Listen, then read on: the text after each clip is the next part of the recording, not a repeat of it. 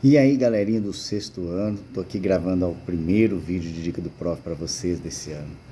Sempre, né, um pouquinho antes das avaliações, eu gosto de gravar esse vídeo, mando isso para vocês para te ajudar, te orientar aí nos seus estudos para você chegar preparado para poder arrebentar na prova de português. E aí eu dou dica mesmo, é muita dica, de vez em quando até dou as respostas, cara. Vale a pena assistir porque eu dou as respostas prontinhas para você. Você vai chegar na prova, lembrar do vídeo, copiar assim, ó, pronto, nota boa. Ó, brincadeiras à parte, fique ligado aí. Tô com a prova aberta que você tá vendo, ó. Tô vendo a prova. Não dá para você ver aí não, rapaz. Presta atenção que é melhor. A minha prova, e se acostumem com isso, ela sempre vai começar com um texto. Tudo que eu for questionando, que a gente for trabalhando, vai se dar, né, ao redor de um texto. Essa prova tem até mais de um texto, tem textos aí. Igualzinho a gente trabalhou ao longo da nossa etapa, aí no nosso livro. Estou com um livro aqui também pertinho de mim, para a gente ir conversando. Mas vou olhar para a prova para poder te falar. Ela começa com um texto, não posso falar muito sobre eles, esse eu não posso falar nada mesmo, porque senão eu dou até resposta. Mas tem um texto muito legal, eu adorei esse texto, afinal tem a fonte. E eu vou ler a pergunta. Deixa eu ver se eu posso. Não posso ler a pergunta não, mas posso te dizer o seguinte. Nós estudamos e conversamos sobre os tipos de linguagem. Eu me recordo até que levei uma folhinha de atividade para vocês, ó, essa aqui, ó. Essa folhinha. Ela começava com a música Saudosa Maloca, que é do grupo Demônios da Garoa, lá de São Paulo. Foi composta por Adoniran Barbosa. E logo abaixo tem uma tirinha. A tirinha aqui é do Chico Bento. E eu questionava sobre o tipo de linguagem, a variedade linguística presente nesse texto. Vocês me responderam. Na música Saudosa Maloca, por exemplo, mostrava ali uma variedade linguística em função da classe social dos participantes. Conversamos ainda, né? Provavelmente foram pessoas que não tiveram acesso à escolaridade, por isso utilizam um determinado tipo de linguagem, que na música vem lá, ó, se o Senhor não está lembrado, dá licença de contar, que aqui onde agora está, esse artifício harto, ele falava assim, e vocês se lembram disso, e tem no seu caderno.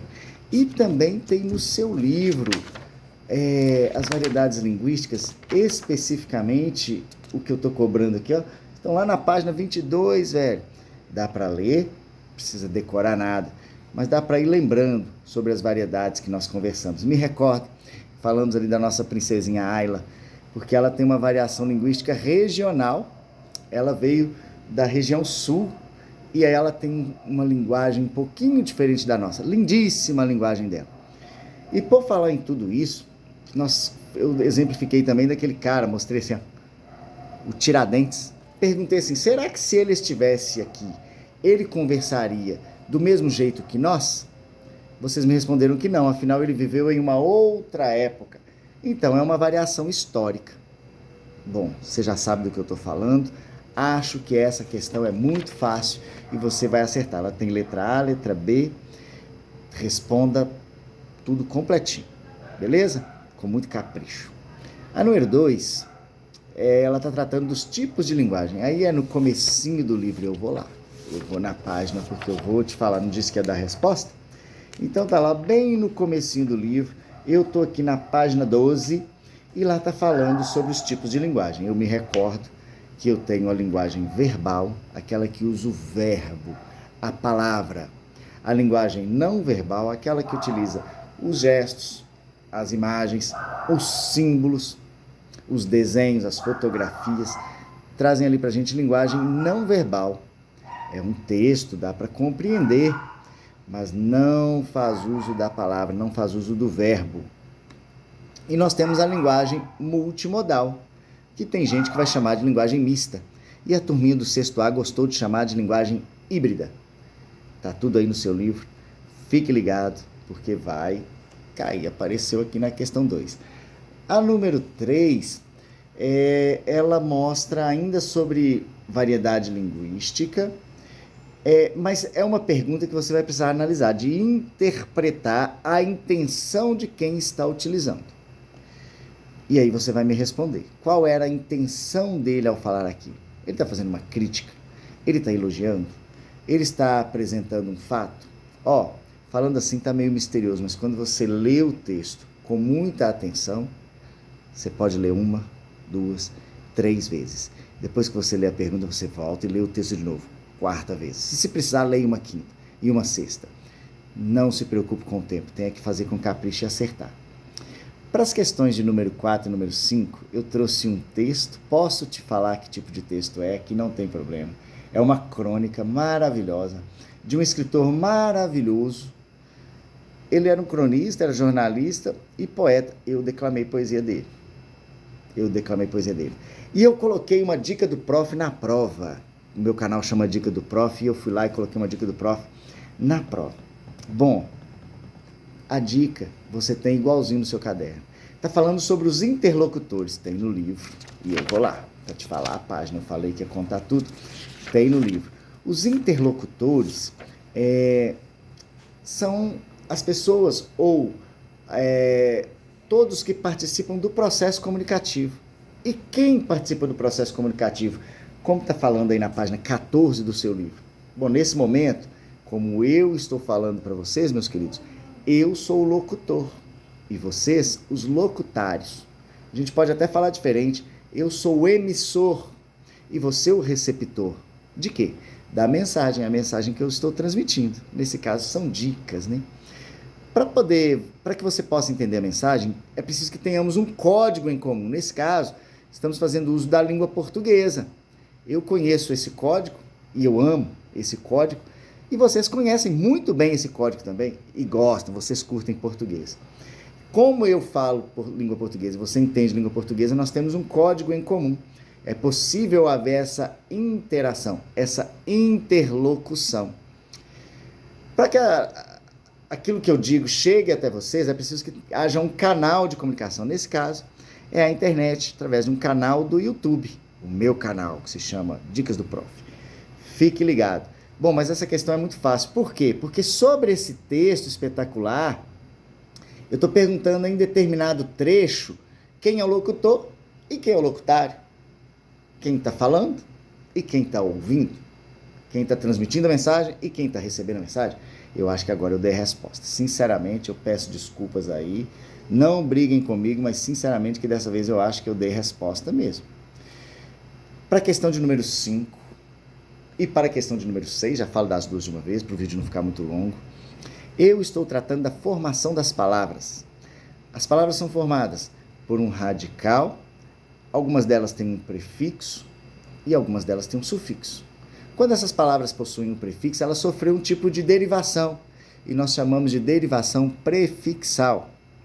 Quando essas palavras possuem um sufixo, elas sofreram um tipo de derivação e nós chamamos de derivação sufixal. De vez em quando as palavras têm derivação prefixal e sufixal ao mesmo tempo. Aí nós temos que analisar. Olha, se essa derivação gerar uma dependência, ou seja, ao tirar um dos dois, a palavra ficar estranha, for uma palavra inexistente, eu digo que ela sofreu uma derivação parasintética. Quando ela não for dependente desses prefixos, eu posso tirar um ou posso tirar o sufixo e a palavra continua fazendo sentido, ela se chama derivação prefixal e sufixal. Esquisito? Falei demais?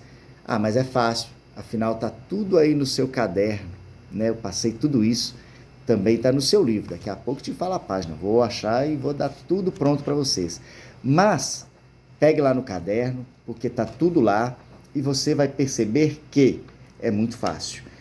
Já achei, página 31, a partir da página 31 do seu livro, também está tudo isso aí. O que eu estou te pedindo? Para encontrar essa eu posso ler. Estou falando assim, existem palavras derivadas que são formadas por radical, sufixo e prefixo, tendo uma derivação prefixal e sufixal.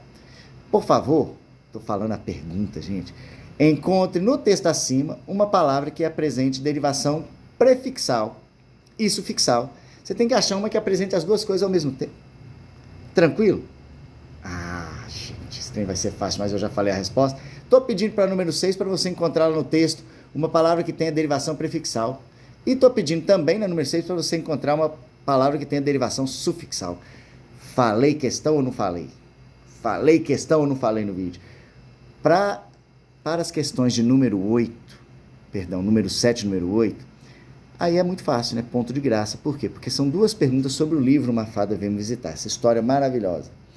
Na nossa revisão vamos falar dele, vamos conversar sobre ele na sala, mas aqui eu posso adiantar um pouquinho. É a história que tem como protagonista a Luna, né? Uma menina estudante, estava numa dificuldade terrível na vida escolar. Acho que ela não estudava direitinho, não. Ela tinha dificuldade em geografia, já tinha perdido média, dificuldade em matemática. O professor de geografia dela, ela chamava de professor Djalma, sem alma, não foi assim que estava no livro?